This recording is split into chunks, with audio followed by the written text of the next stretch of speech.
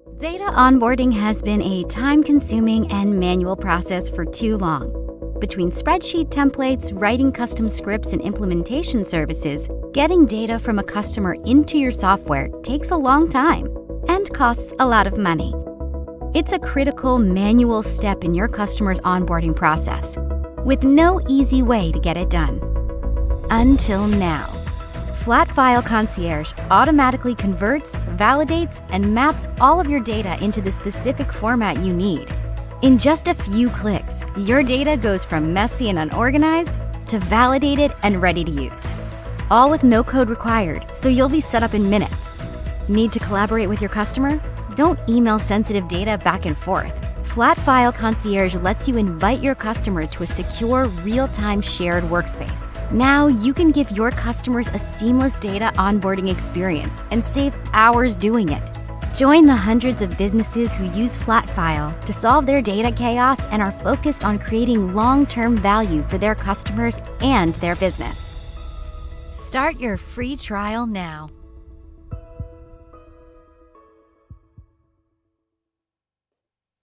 Hello and welcome back to the Customer Success Festival. I hope you're enjoying today's presentations. Just a quick reminder that you can join fellow attendees in our Slack community. Just follow the link at the top of the event website. And now, on to our next speaker.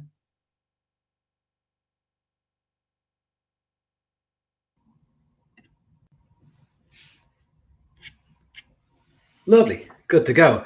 Thank you everyone for joining me today. I'm just going to get my slide deck up. Perfect. Lovely one, cool. Thank you all for joining me. Today, my name is Matt O'Boyle. I'm a customer success manager here at Intercom in Dublin. Being a customer success manager with Intercom for the guts of 2 years now. Before I was working for Intercom, I was a customer of Intercom in a business called Bizimply, another B2B SaaS product based in Dublin, where I was a customer success manager. Before that, I was doing key account sales for Bizimply. And before Bizimply, I was in SAP doing commercial sales there as the only UK and Ireland rep for SuccessFactors. And before I got into the world of B2B SaaS, I was in student union politics. I was a students' union president in Maynooth University in Kildare. So funny old journey to get to where I am, but happy to be here today and chatting with you guys about having customer success at scale. This has been a really trendy topic, I think, over the last year in particular, especially with everything that went on in 2020. People's resources were a bit more strapped. People wanted to make sure that they were getting touch points on all of their accounts. And just kind of giving that personal level of customer success to all of their customers at a scaled motion, maybe with smaller teams, maybe with more restricted assets. So you may be thinking, when you're considering doing customer success at scale, these are the very, very typical things that come up. Who's going to run this in the business? Who's actually going to go out there, develop the content, develop the strategy, and get all that done? What happens if we poke the bear? For those who aren't familiar with this phrase, you know, everyone has dormant customers. Everyone has customers who have not been super engaged, maybe customers who don't even realize they're a customer of yours anymore. And then if you reach out to them, try and engage them, does that get them to churn? Does that awaken the bear and get them to leave? Other things like, would our customers even want this? Would they want a scalable motion? Shouldn't we just focus on key accounts, you know, taking care of the big fish in our book, as opposed to trying to take care of absolutely everybody? Is it counterproductive?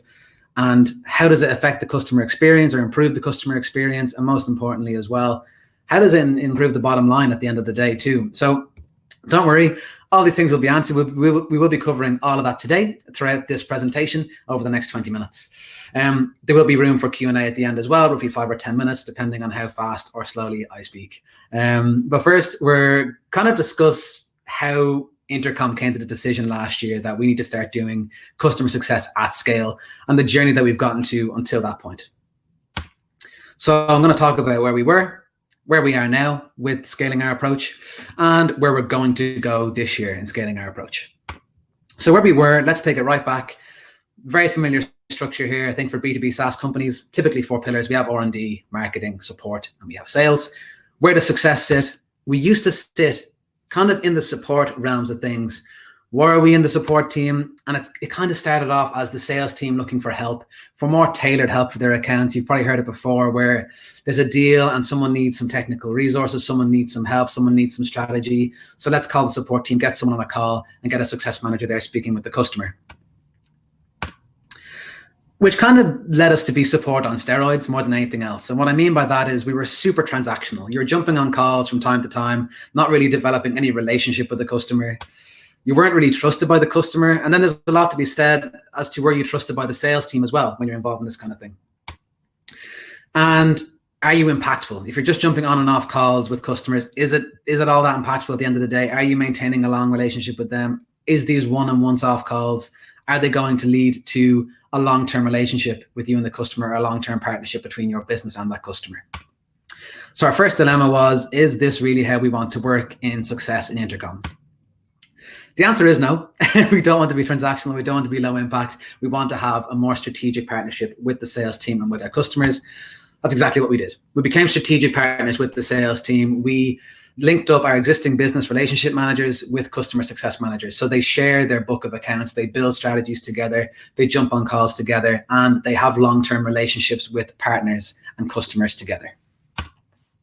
So while we still consider ourselves our own organization in the business, we are strategic partners with sales. We sit on the sales floor and we support sales extremely heavily. So it basically meant that we went from being on the left-hand side, super transactional, not very trustworthy, not very impactful, to being a team that has a long-term focus with customers, that has lots of trust with both customers and the sales team, and then having a massive impact as well on both our customers' lives and our own.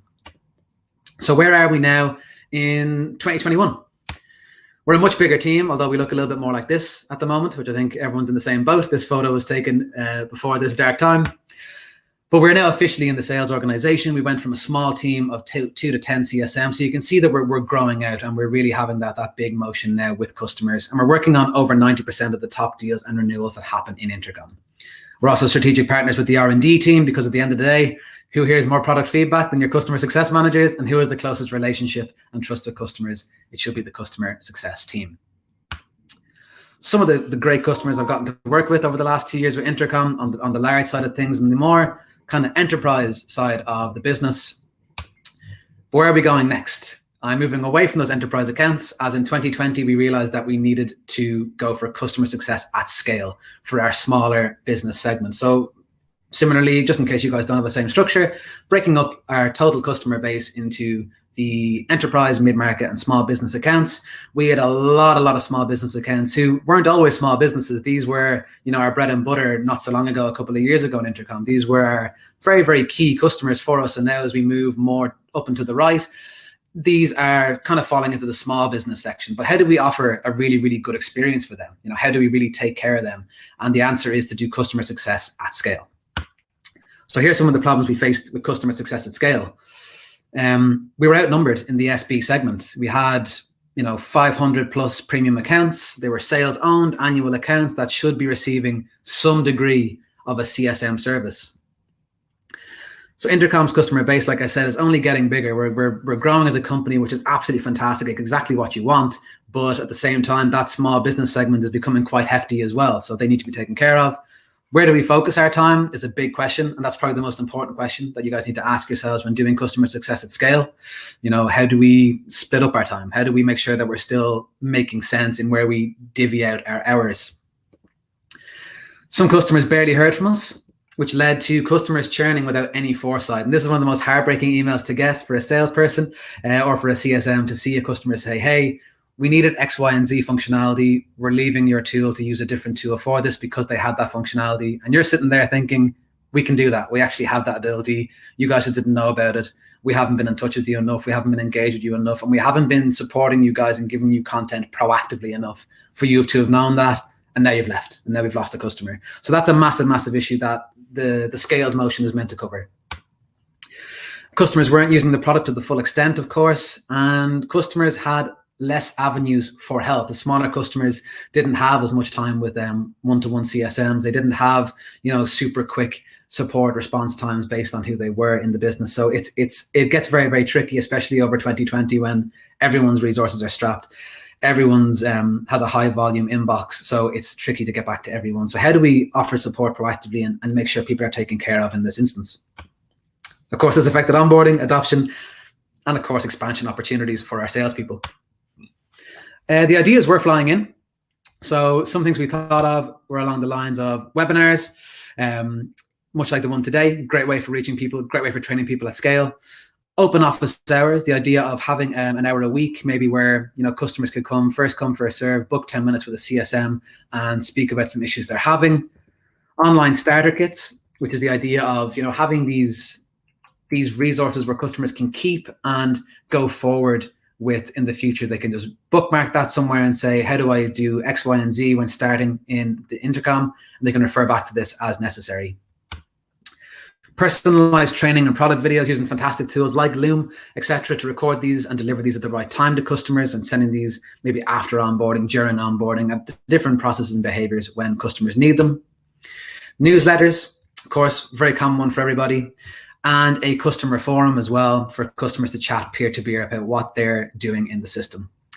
Tiers of service also links into that piece where we want to know where we spend our time. You need to create these different tiers to say, okay, we have our small business segment.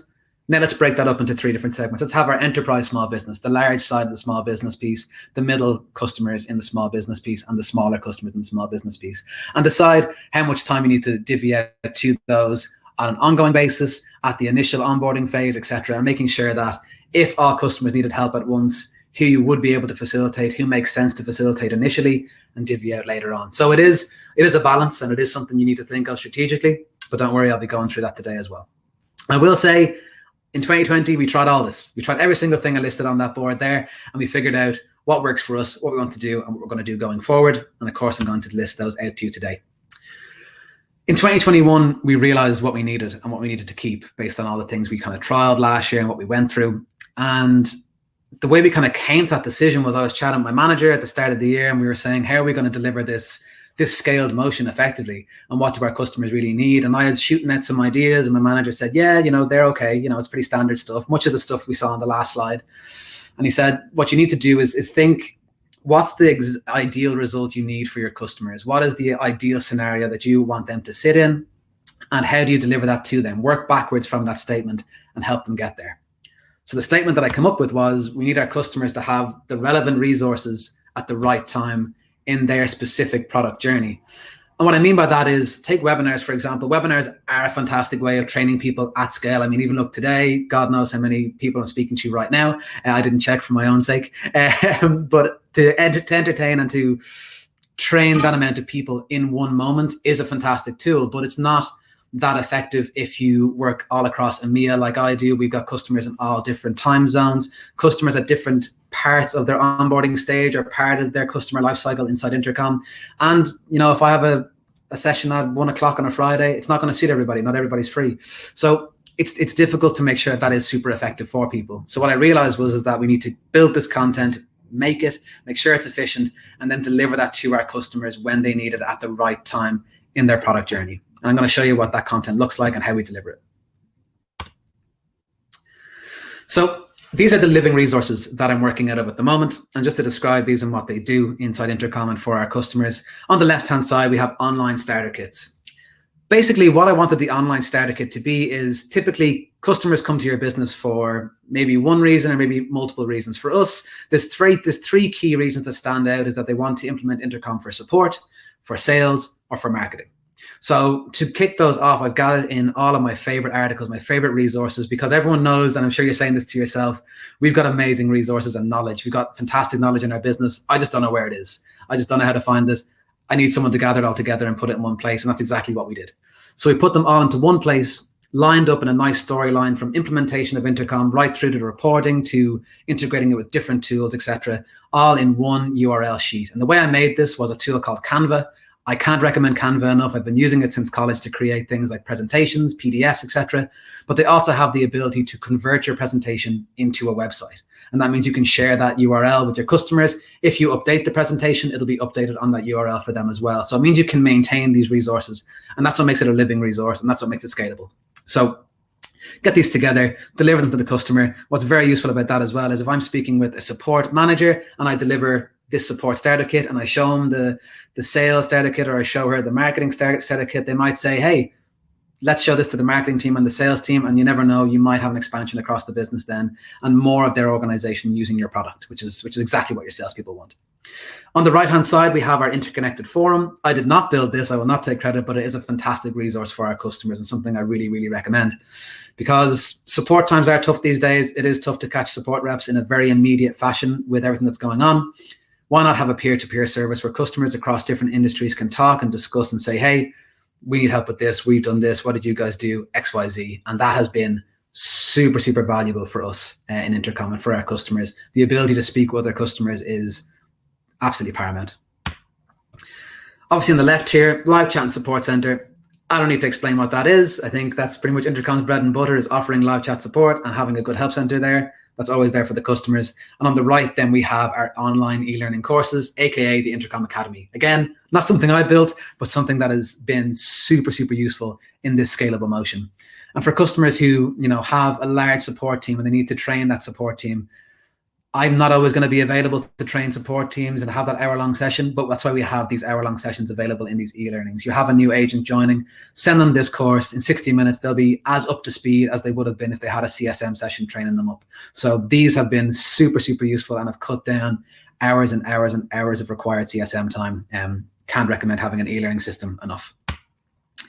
Now we get to the actual scalable content that feels personal and the stuff that I built on Canva that I recommend you guys try as well. If you want to go down the newsletter route of things, what I built out was these monthly personalized newsletters that deliver premium content that otherwise the small business section may not have seen before.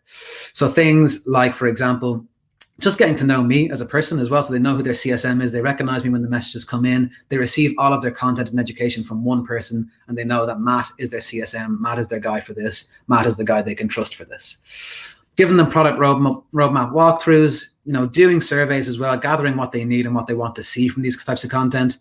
And delivering things like how to use Zapier, for example, a tool that can connect one SaaS tool to a different SaaS tool in your tech stack. How to build custom apps inside Intercom. This is knowledge that previously they may not have been privy to, and knowledge that would have been typically delivered by engineers at the enterprise level. But these customers at the same time, they're enterprise to me, they're annual paying customers, they're paying a lot of money to them. Whatever your customer is spending is a lot of money to them at the end of the day. So they deserve this premium content. They deserve to at least have a recording of these sessions and understand how to use these premium options.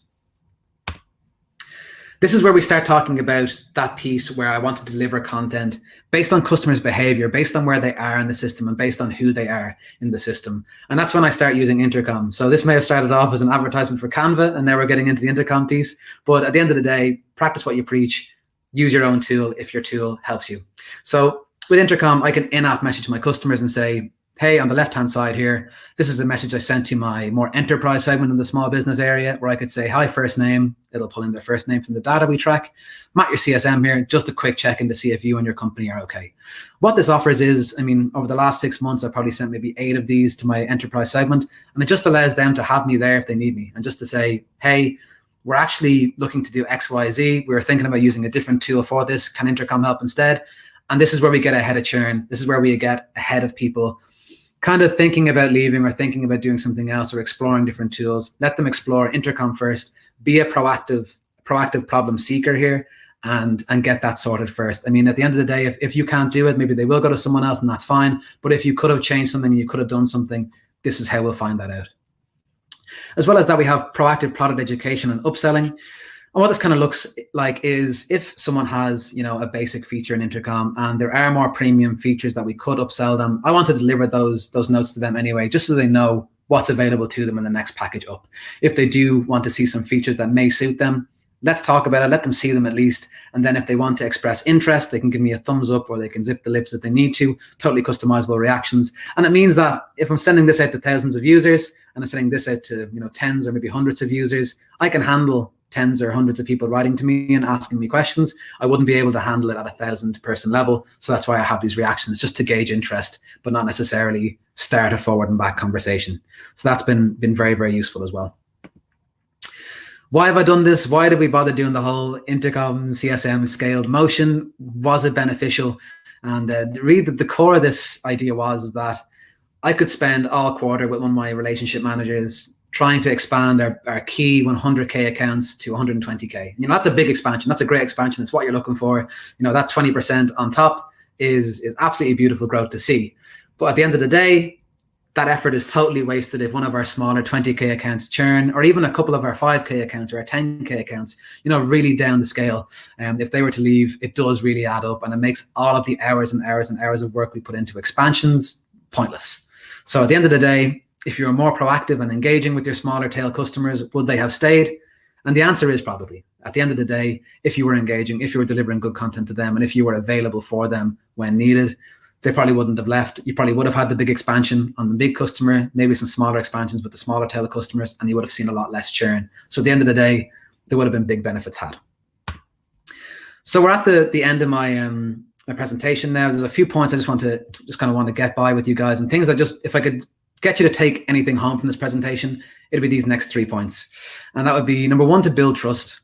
I think it's obvious that CSMs know they need to listen and they need to become a problem solver, but not a lot of CSMs become proactive problem seekers. And that's where we can really curb churn. That's where we really see customers going from just being transactional customers to being long-term partners with you and your business. Get proactive, see the problem before it happens, and try and seek it out before it gets to you first. Build a strategy.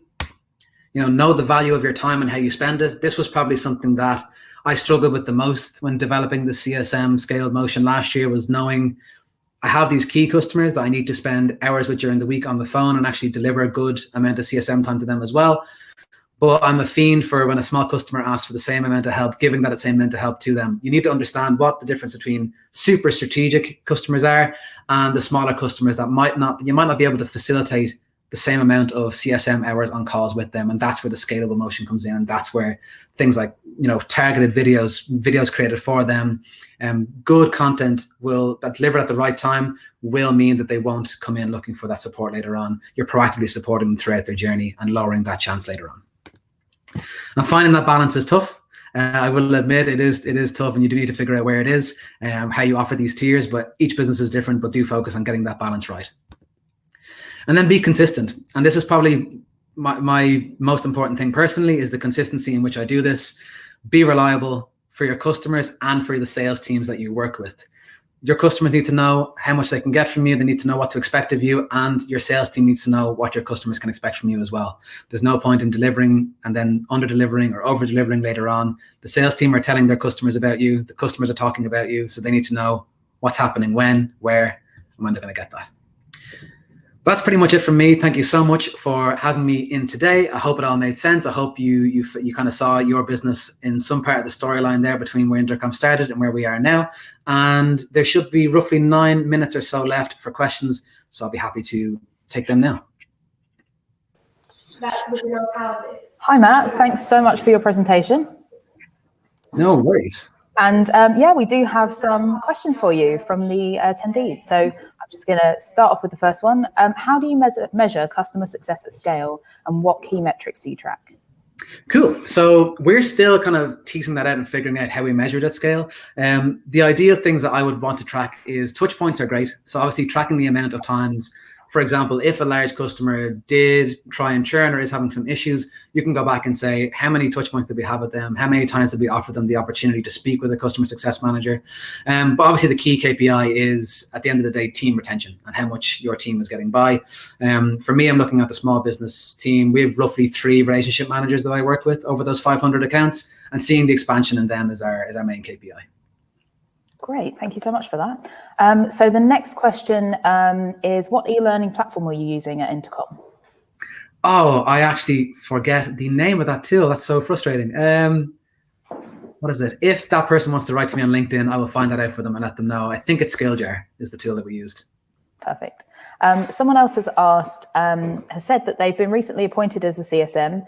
They've transitioned from product management, and their first task is to create a strategy for 2021. They have been doing webinars and newsletters, but been ineffective in engaging. And what do you suggest as an alternative?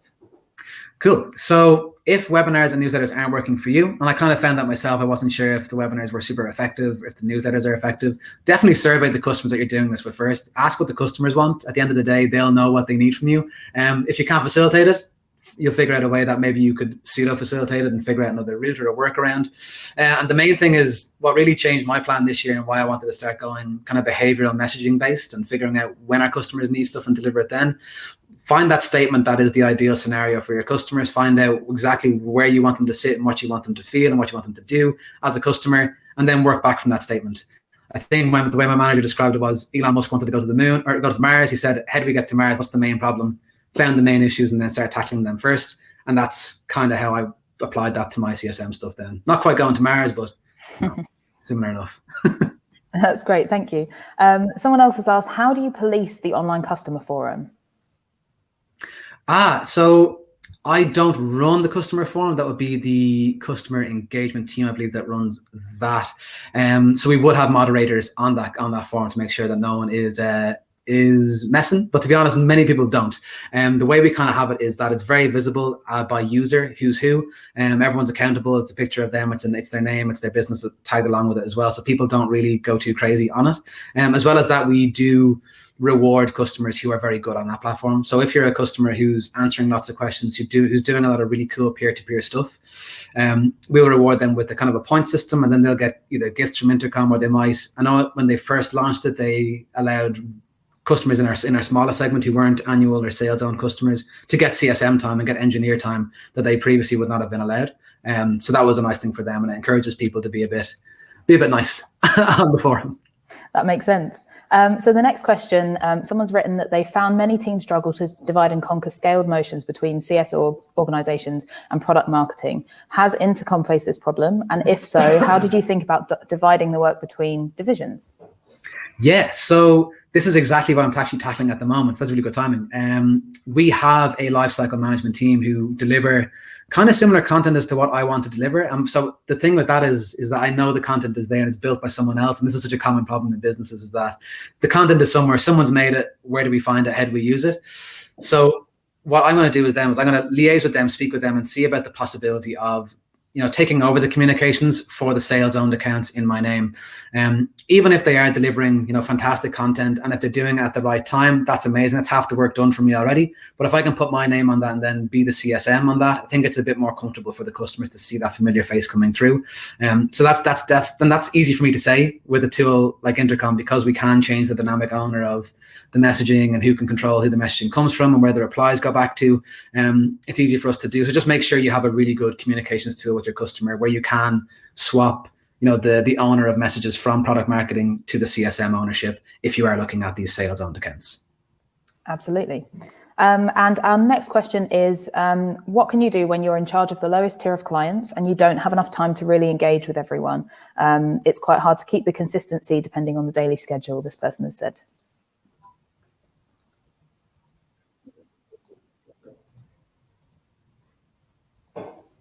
Sorry, Jim, can you hear me okay? Yeah, I can hear you now. Do you want me to repeat the question for you? Yes, please. Sorry, my connection went down. That's all right. This person has asked what to do when you're in charge of the lowest tier of clients and you don't have enough time to really engage with everyone.